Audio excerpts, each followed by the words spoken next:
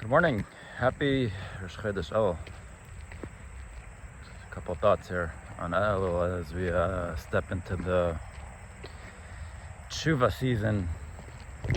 I just wanted to share a couple thoughts I've been having based on the teachings of the Baal Shemtov.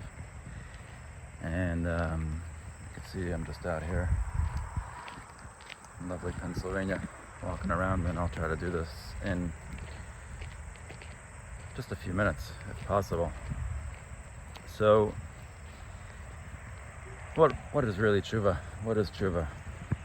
I'm going to try to base this off three teachings in the Baal Shemtov and Kesser Shemtov. I've shared some of them before, but I'll try to do it briefly again. So Baal Shemtov brings a Gemara down that says, someone that says Shema, Shema 2 times, he repeats himself Shema, we quiet him. And the Baal Shemtov explained that this person who's repeating Shema, it's because the first time he said Shema, he wasn't having the proper kavanah, the proper intention, and so he repeated himself. And the Baal Shemtov says that a person has to know that no matter where he is and what thoughts are going through his mind, the Eibishter is with him there. God exists in that place too, and he's actually sent there with a mission to elevate some sparks that are there. And when he corrects himself and says, oh, I was having the wrong thoughts, let me come back to somewhere else, he says Shema again, we tell him, no, quiet, you belong there. That's where you have a mission to accomplish. That's one teaching. The next teaching is, the Gemara says, anybody that lives in Eretz Yisrael, in the Holy Land, it's as if they don't have a God. And those that live in Chutzlar, outside Eretz Yisrael, it's as if they don't have a God. And those that live inside Eretz Yisrael, it's as if they do have a God. And the Baal Shemtov asks again, it sounds like you're saying that those that live in Eretz Yisrael don't actually have a God, because it says if they have a God, and those that live outside Eretz Yisrael do have a God, because we're using the language of as if they don't have a God, meaning they do have a God. So it kind of sounds a bit confusing. Shouldn't we say that people in Eretz Yisrael are living with God and those outside aren't? And the Baal Shemtov explains, he brings a Mishnah from Pirkei Avos about the students of Bilam HaRasha and the students of Avraham Avinu. And he says the students of Bilam HaRasha, there are 3 things about them. They have a bad heart, a bad eye, and a lowly soul. And the students of Avraham Avinu have the opposite. They have a good heart, a good eye, and the Bilam HaRasha have like a haughty soul, and the students of Avraham Avinu have a humble soul. So, and then the Mishnah asks, what's the difference between the students of Avraham Avinu and Bilam HaRasha? And it says the students of Bilam, they inherit Gehenna and go down, and the students of Avraham Avinu go to Gan Eden and Olam Haba. So the Baal Shemtov asks, why are we asking what is the difference between the students of Bilam and the students of Avraham Avinu? We just named 3 things that they are different in. And the Baal Shemtov says the following. He compares it to the 2. He says the students of Bilam HaRasha, they sometimes find themselves in Eretz Yisrael because, they may have been doing a lot of Averis, but at this particular time, they are in a good place, so to speak. So they find themselves in Eretz Yisrael, but it's as if they have a God, because actually they don't, because they haven't repented, they haven't done Teshuvah from their previous life. And so now when they find themselves in Eretz Yisrael, it looks like they have a God, but actually they don't. And the students of Avraham Avinu are the opposite. Sometimes it looks like they're in Chutzlar, they're in a place of exile. And it would seem as if they don't have a God. But actually, they always do Teshuvah. They always take responsibility for their past. And so, it's as if they don't have a God, but really, they do have a God. And that's the difference between them. That's what the Mishnah. What's the difference? The difference is that the students of Avraham Avinu, they always go to Gan Eden. They always end up in Olam Haba. They always end up in a good place because they are always doing Teshuvah. They're always correcting their past. They understand that mistakes happen, and that's okay. They take responsibility and fix them. Versus the students of Vilna Rasha, never. They have some type of expectation of perfection, and so when they do or make a mistake, they like, that wasn't me. Look, I'm an Eretz Yisrael. I'm a good guy, and they don't do Teshuvah, and therefore they always end up in Ber Shachas and in Gehenna. They go down. That's teaching number 2. Teaching number 3. Baal Shemtov says a person who goes through a particular struggle and overcomes it never has to experience that struggle again. It's a very short teaching, straight to the point, and super powerful. Which means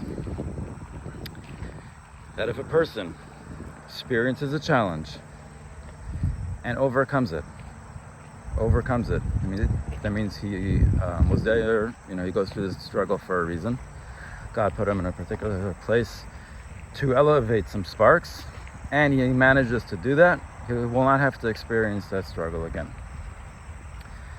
And I'm connecting these 3 things and how they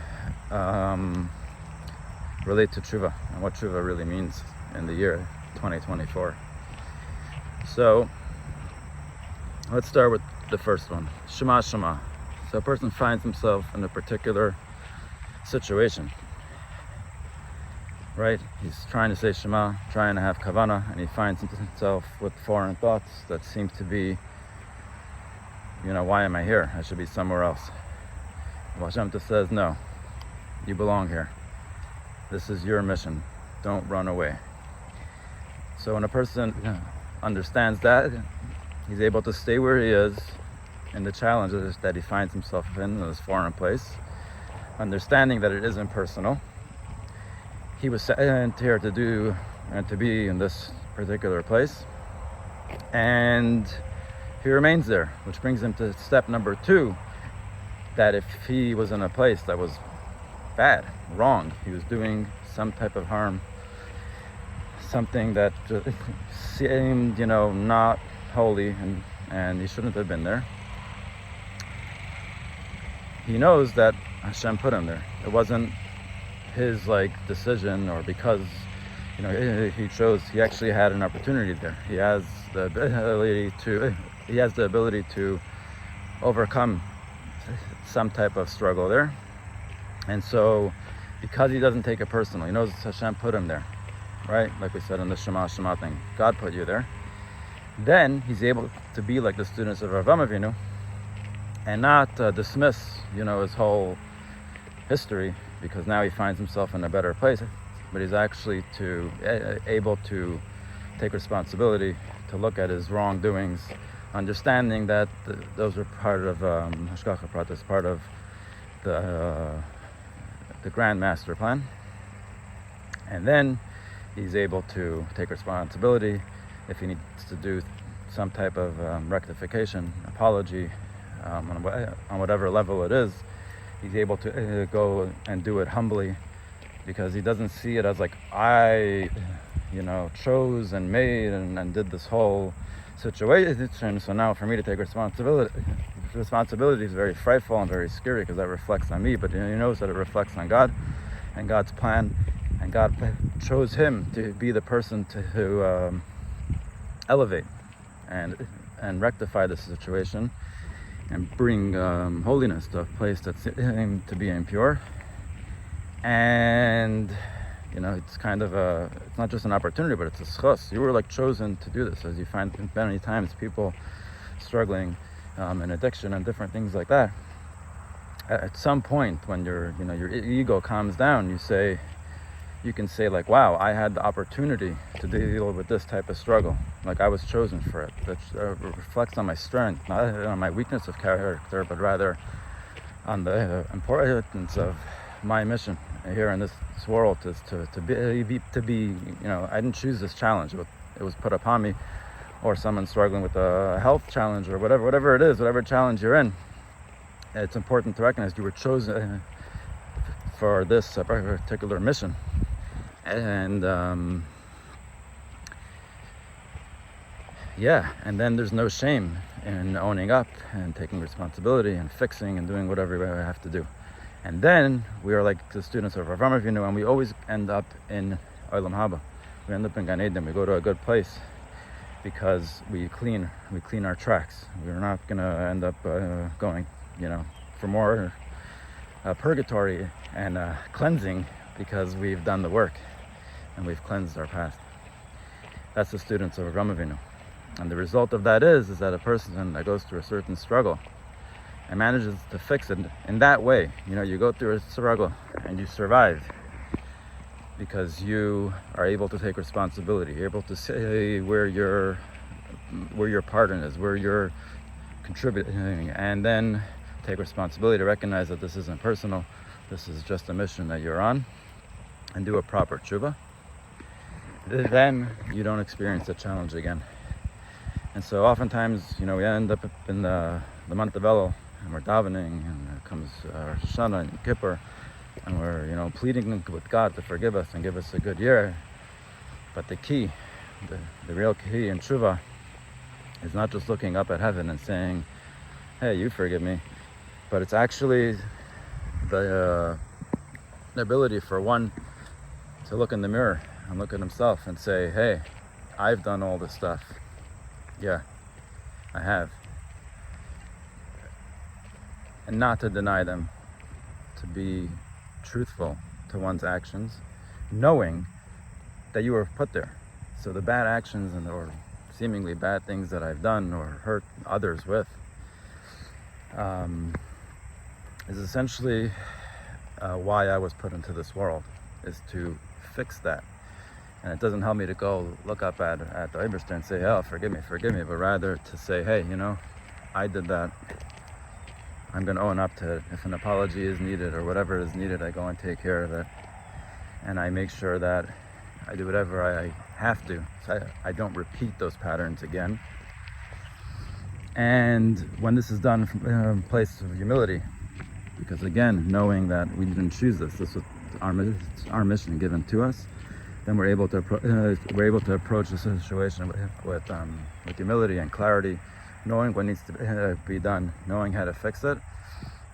And then those exiled parts of us, which what is Teshuvah? Teshuvah does returning to oneself, returning to God, because we've exiled parts of us. When we don't have this perspective, when we think, I am the terrible one, I'm the one that did bad, I chose, and God has nothing to do with it, then I want to bury those parts of myself. I want to bury those ideas, those voices in my head, that say, oh, I've done bad. I'm like, no, I wouldn't do that. I'm a good guy, like a student of Bilam Rosh. And then we don't look at our exiled. No, we don't look. We exile parts of ourselves in every wrong action that we do, that we don't take responsibility for. Then ultimately we're going into denial, which is denying really just a part of ourselves that we don't want to see. And so we bury it and hide it, and then when it comes time to do teshuvah, the idea is to actually open up all this stuff. Open it up. And how do we open it up? Knowing that we didn't choose it, it's not personal, with humility, that I was chosen to actually look at these exiled parts of myself, claim responsibility, take the actions to clean it up, and then that is what teshuvah is, because I then return these exiled parts of me back into my system, where I can again look at every part of myself, and knowing that I have full acceptance of who I am, and then doing that, I'm in level 3, where now I don't have to go through that again, because we will find that when we deny certain stuff, we repeat again and again and again and again. And once we take responsibility, we could see where we're going wrong, because we're not hiding from ourselves. We can see this is a part of us that wants to be recognized. So it keeps reminding us through acting out in a not good way, keeps acting out saying, hey, I'm still here. And we're like, oh no, you're not here. Like, I did that, I know. But like, look, I'm in a good place now. I'm in a good place now because I'm denying half of my life. So I'm in a good place. Then we're a student of Bilam Russia. Not cool. So coming this Elul, it's time to re-invite ourselves back into the picture, to look at where we've gone wrong, to really look at it, to really know that this is part of a bigger plan. It doesn't have to be so shameful and so, it's difficult, yes, but take the shame out, because it's not no one's choosing to be evil. It's just parts of us that are trying to survive. Yeah, at that time, I just will also add, while I'm on this rant, that but also when we're in this space of inviting all parts of ourselves back into the system, then we actually, can forgive ourselves for what we've done. Then we could look up at heaven and ask for forgiveness too. But then we stop repeating the hurt and the pains that we cause onto others, which is ultimately caused onto ourselves. We're all affecting each other. So if I hurt someone else, we're part of one body, so we're really hurting ourselves. But we stop doing that because the only reason a person hurts someone else is because they're in a protective state. They're trying to protect something. They feel threatened. So we start to hurt anyone around us that looks like a threat. We ultimately will attack because we're in a defensive state. So when we actually re-invite it's these exiled parts of us that we've, that we deny, that become like defensive because we're trying to, not see something. And anyone that threatens, revealing who we are, we have to attack first. And so we end up hurting people or ourselves again and again and again. But once we stop with that, we recognize everywhere we are is part of Hashem. Every part of us is part of Hashem. It's part of a perfect picture. And our job is to rectify it and bring healing and bring good to this space and bring forgiveness. Then we're not in a protective state anymore. And if we're not protecting, we're not in a defense mode, then we don't see people as threats anymore. We don't see ourselves as a threat. We don't see parts of ourselves as threats. And if nothing is threatening us, then we're able to be calm in our system. And then we stop going on the defense and attacking first, or attacking period. There's nothing to attack because there's no threat anymore.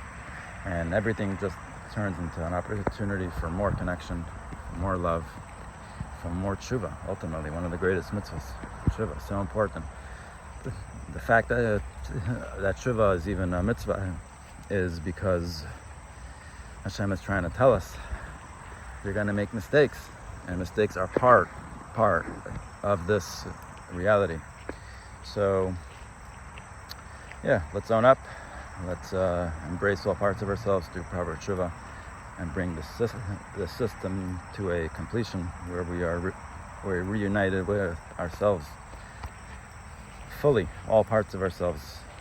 That, my friends, is Teshuvah.